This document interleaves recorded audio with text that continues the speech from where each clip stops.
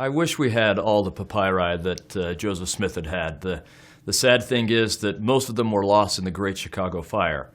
Let me tell you what happened. After Joseph's death, the papyri were owned by his mother and then his wife, and eventually they were separated. And most of them ended up in a museum in Chicago, and that was all burned in the Great Fire. The long roll, the shorter roll, and other fragments we can document they were there before, and then that they were gone after the fire. We didn't know that a few of them had been given to a housekeeper, and these few fragments, which had been mounted under glass, eventually made their way to the Metropolitan Museum of New York. And in 1966, these came to the attention of a scholar at the University of Utah, and in 1967 they were returned to the church. These were some of the papyri fragments that Joseph Smith had. As we look through all of the accounts, people who knew Joseph Smith and saw the papyri fragments and the rolls while he was alive and heard him or his mother talk about them, he had two rolls, one of them a long roll, and that's the one that Joseph and others refer to as the source of the Book of Abraham.